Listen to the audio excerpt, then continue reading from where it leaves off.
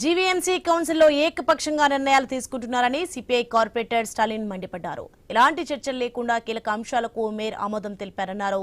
సభ్యుల అభిప్రాయాలు తీసుకోలేదన్నారు. ఇలా ఆమోదిస్తే చట్టబద్ధత ఉంటుందా అని నిలదీస్తున్న కార్పొరేటర్ స్టాలిన్తో మా ప్రతినిధి రాజు ఫేస్ టు ఫేస్. ప్రధానంగా ఈరోజు జీవీఎంసీ చివరి సమావేశం గందరగోళంగా మారింది. అసలు ఆ లోపలికి మీడియాను కూడా అలౌ చేయకుండా కూడా పూర్తిగా రహస్య వాతావరణంలో అయితే ఈ సమావేశాన్ని నిర్వహించడం జరిగింది. మరోవైపు వామపక్ష పార్టీలు, వైఎస్ఆర్ కాంగ్రెస్ పార్టీకి చెందిన కార్పొరేటర్లు కూడా ఆందోళన చేస్తున్న నేపథ్యంలో అర్ధాంతరంగా సమావేశాన్ని ముగించడంతో పాటు చర్చ జరగకుండానే అంశాలను అయితే ఆమోదించినట్టుగా తెలుస్తుంది. అసలు సమావేశం మందిరంలో ఏం జరిగిందో తెలుసుకునే ప్రయత్నం చేద్దాం. మనతో పాటు సిపిఐ కార్పొరేటర్ స్టాలిన్ గారు ఉన్నారు. సార్, లోపల ఈరోజు జీవీఎంసీ చివరి సమావేశం, దీంట్లో ప్రధానంగా మీరు ఒక డిమాండ్ అయితే పెట్టారు. 15 అంశాలని కూడా తొలగించాలని చెప్పి డిమాండ్ చేశారు. అసలు సమావేశంలో ఏం జరిగింది?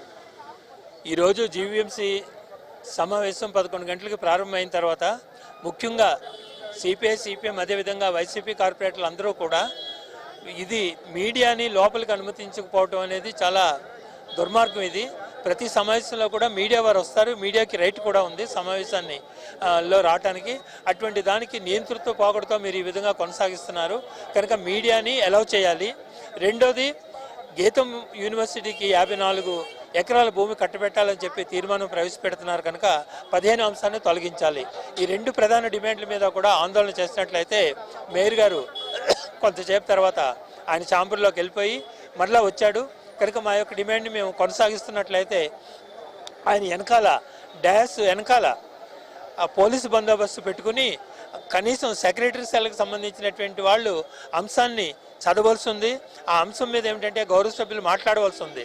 కానీ కనుక మున్సిపల్ కార్పొరేషన్ యాక్ట్ సెక్షన్ 87, 88లో కూడా క్లియర్గా సమావేశం ఏ విధంగా నడపాలి, తీర్మానాలు ఏ విధంగా చేయాలని ఉన్నట్లయితే అట్లన్నింటినీ కూడా తొంగలోకి తొక్కి ఈరోజు greater Visakhapatnam municipal corporation mayor గారు పేలా శ్రీనివాస్ గారు నిరంతరత్వ పోకడతో 1 నుంచి 15 అంశం వరకు కూడా ఆమోదించబడిందని చెప్పేసి ఆయనంతటా ఆయనే ప్రకటించుకుని కుర్చీలో నుంచి దిగి వెళ్ళిపోవడం అనేది జరిగింది.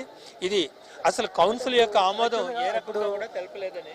ఈరోజు చర్చ జరగకుండా 15 అంశాలు ఏంటనేది కూడా తెలియకుండా ఎలా ఆమోదం పొందుతుంది? దీనికి చట్టబద్ధత ఉంటుంది? దీనికి చట్టబద్ధత ఉండదు కనుక మేము కలెక్టర్ గారిని కూడా, ఎందుకంటే లోకల్ బాడీస్కి పెద్ద కలెక్టర్ గారు అట్లాగే జీవీఎంసీ కమిషనర్ గారి సమక్షంలోనే అసలు చర్చ కూడా పెట్టకుండా ఇవన్నీ కూడా ఉన్నాయి కనుక 1 నుంచి 15 వరకు ఏవైతే అంశాలు ఉన్నాయో మేయర్ గారు ఆమోదించబడ్డాయన్నారో అట్లన్నింటినీ కూడా ఆమోదించకుండా మినిట్స్ నుంచి కూడా తొలగించాలని చెప్పేసి, ఒకవేళ మినిట్స్ తర్వాత రాసుకున్నా కూడా అది దొంగచాటు ఎంట్రీ మినిట్స్ కనుక అందులో సుమారు 5,000 కోట్ల రూపాయలు విలువైనటువంటి భూమిని గీతం కాలేజీ కట్టబెట్టడానికి ఒక తప్పుడు పద్ధతిలో తీర్మానం చేసి మినిట్స్లో రాయడానికి ప్రయత్నం చేస్తున్నారు కనుక దాన్ని ఆఫ్ చేయాలని చెప్పి రాష్ట్ర ప్రభుత్వం కూడా తగినటువంటి జోక్యం కలుగజేసుకుని ప్రజాస్వామ్యాన్ని కాపాడాలని చెప్పి సిపిఐ పార్టీగా మేము కోరుతున్నామండి. ఇది చూసాం కదా, మొత్తంగా చూసుకుంటే జీవీఎంసీలో పాటించాల్సినటువంటి నిబంధనలు పాటించకుండానే హడావిడిగా మేయర్ అయితే 15 అంశాలు ఆమోదం తెలిపినట్టుగా ప్రకటించడం పట్ల వామపక్ష పార్టీలు, వైఎస్ఆర్ కాంగ్రెస్ పార్టీ ఆందోళన వ్యక్తం చేస్తుంది. ఇప్పుడే మనం ఏదైతే సిపిఐ కార్పొరేటర్ స్టాలిన్ చెప్తున్నట్టుగా లోపలైతే జరిగిన అంశాలు ఏంటంటే చూసాం. పూర్తిగా కూడా అప్రజాస్వామ్యంగా ఈరోజు ఈ సమావేశం జరిగింది. ఇందులో జరిగినటువంటి ప్రతి అంశాన్ని కూడా మేము ప్రభుత్వం దృష్టికి, అదేవిధంగా న్యాయం కోసం పోరాటం కూడా చేస్తామని చెప్పి స్టాలిన్ తెలియజేస్తున్న పరిస్థితి. వీడియో జర్నలిస్టు శివశంకర్తో రాజు, ఐ న్యూస్, విశాఖపట్నం.